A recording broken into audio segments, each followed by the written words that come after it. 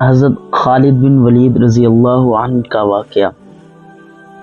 اس series کی روزانہ ایک ایپیسوڈ، ایک قسط حافظ عاصم عظیم یوٹیوب چینل پر اپلوڈ کی جاتی ہے۔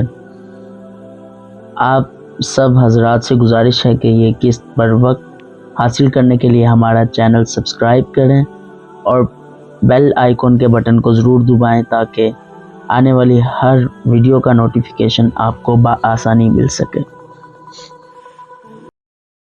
قسط نمبر 11۔ یہودی مدینہ میں لڑائی کی خبروں کا انتظار کر رہے تھے۔ جس یہودن کے طلسم میں ابو عامر گرفتار تھا، وہ اپنی کامیابی کی خبر سننے کے لیے بےتاب تھی۔ اسے ابھی معلوم نہ تھا کہ اس کے حسن اور جوانی کے طلسم کو مسلمانوں نے سنگسار کر دیا ہے۔ اس سلسلے کی آنے والی اقساط میں یہودیوں اور قریش کی عورتوں کی زمین دوز کارروائیوں کی تفصیلی داستان سنائی جائے گی۔ ابو عامر فاسق کے اس واقعے سے پہلے وہ عورتیں جو قریش کے لشکر کے ساتھ گئی تھیں، لشکر کے درمیان کھڑی ہو کر سریلی آوازوں میں ایسے گیت گا رہی تھیں جن میں بدر میں مارے جانے والے قریش کا ذکر ایسے الفاظ میں، ایسی طرز میں کیا گیا تھا کہ سننے والوں کا خون کھولتا اور رونگٹے کھڑے ہو جاتے تھے۔ ان عورتوں میں سے ایک دو نے جوشیلی تقریر کی صورت میں بھی قریش کے خون کو گرمایا تھا۔ عورتوں کو پیچھے چلے جانے کا حکم ملا تو ابو سفیان کی بیوی ہند نے ایک گھوڑے پر سوار ہو کر ایک گیت گانا شروع کر دیا۔ اس کی آواز بلند تھی اور اس میں سوز بھی تھا۔ تاریخ لکھنے والوں نے اس گیت کے پورے اشعار قلم بند نہیں کیے۔ انہوں نے لکھا ہے کہ یہ گیت فحش الفاظ پر مبنی تھا، جس میں مرد و عورت کے درپردہ تعلقات کا ذکر تھا۔ اشعار جو تاریخ میں آئے ہیں وہ اس طرح ہیں۔ ان میں جس عبد الدار کا نام آتا ہے، یہ بنو عبد الدار ہے۔ بنو امیہ اسی کی ایک شاخ تھی۔ بنو عبد الدار قریش کا بہت اونچا خاندان تھا۔ خالد سوچ سمجھ کر اپنے سوار دستے کو اس پہلو پر لایا تھا۔ اپنے باپ کی تربیت کے مطابق اسے بڑی خود اعتمادی سے توقع تھی کہ وہ حلہ بول کر مسلمانوں کو اس پوزیشن میں لے آئے گا کہ وہ پسپا ہو جائیں گے، اور اگر جم کر نہ لڑے تو قریش کے گھوڑوں تلے کچلے جائیں گے۔ مگر مسلمانوں کے پہلو سے اس کے سوار ابھی دور ہی تھے کہ اوپر سے تیر اندازوں نے اس کے اگلے سواروں کو نہ آگے جانے کے قابل چھوڑا، نہ وہ پیچھے ہٹنے کے قابل رہے۔ ایک ایک سوار کئی کئی تیر کھا کر گرا، اور جن گھوڑوں کو تیر لگے انہوں نے خالد کے سوار دستے کے لیے قیامت برپا کر دی۔ پیچھے والے سواروں نے گھوڑے موڑے اور پسپا ہو گئے۔ ادھر قریش کی عورتوں نے دف اور ڈھولک کی تھاپ پر وہی گیت گانا شروع کر دیا جو ہند نے اکیلے گایا تھا۔ عبد الدار کے سپوتوں، ہم رات کی بیٹیاں ہیں، ہم تم تکیوں کے درمیان۔ مورخ واقدی لکھتا ہے کہ عربی جنگجوؤں کے اس وقت کے رواج کے مطابق ایک ایک جنگجو کے لڑنے کا مرحلہ آیا۔ سب سے پہلے قریش کے پرچم بردار طلحہ بن ابو طلحہ نے آگے جا کر مجاہدین اسلام کو للکارا کہ اس کے مقابلے کے لیے کسی کو آگے بھیجو۔ آ میرے دین کے دشمن، حضرت علی رضی اللہ عنہ نے تند ہوا کے جھونکے کی طرح آگے آ کر کہا، میں آتا ہوں تیرے مقابلے کے لیے۔ طلحہ اپنے قبیلے کا پرچم تھامے تلوار لہراتے ہوئے بپھرا ہوا آیا، مگر اس کا وار ہوا کو چیرتا ہوا گزر گیا۔ وہ ابھی سنبھل ہی رہا تھا کہ حضرت علی رضی اللہ عنہ کی تلوار نے اسے ایسا گہرا زخم لگایا کہ پہلے اس کا پرچم گرا، پھر وہ خود گرا۔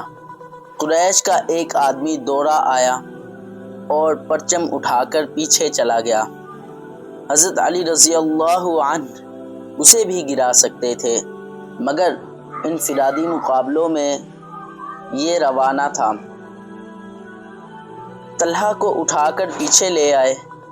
اس کے خاندان کا ایک اور آدمی آگے بڑھا، میں انتقام لینے کا پابند ہوں، وہ للکار کر آگے آیا،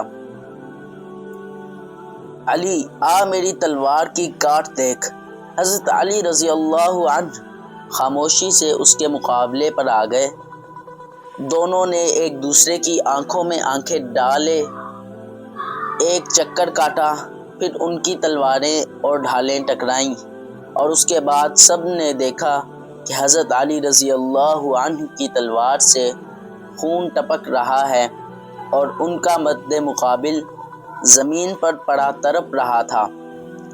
پھر قریش کے متعدد آدمی باری باری للکارتے ہوئے آگے بڑھے، مجاہدین کے مقابلے میں مرتے گئے۔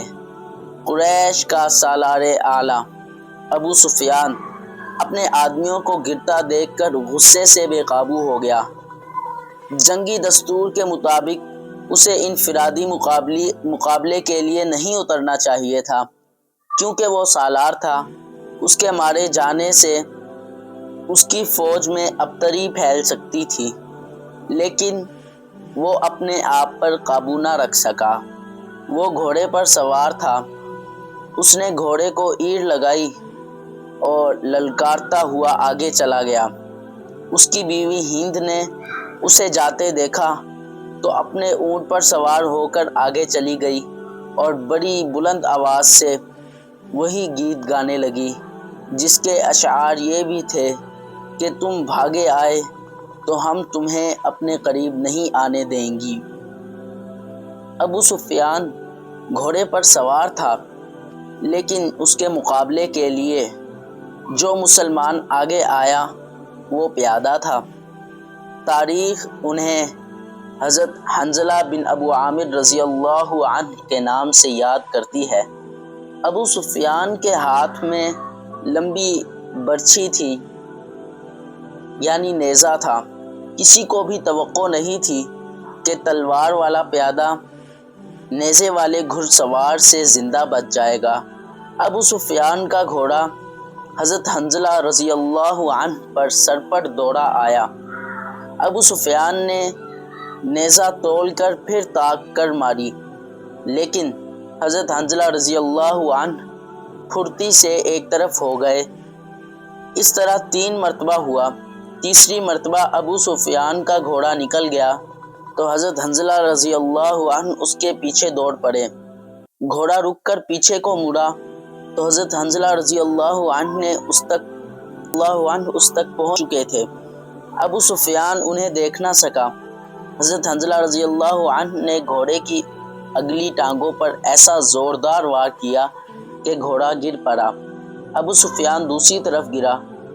حضرت حنظلہ رضی اللہ عنہ نے اس پر حملہ کرنے کو آگے بڑھے تو ابو سفیان گرے ہوئے گھوڑے کے ارد گرد دوڑ دوڑ کر اپنے آپ کو بچانے لگا، اور اس کے ساتھ ہی اس نے قریش کو مدد کے لیے پکارا۔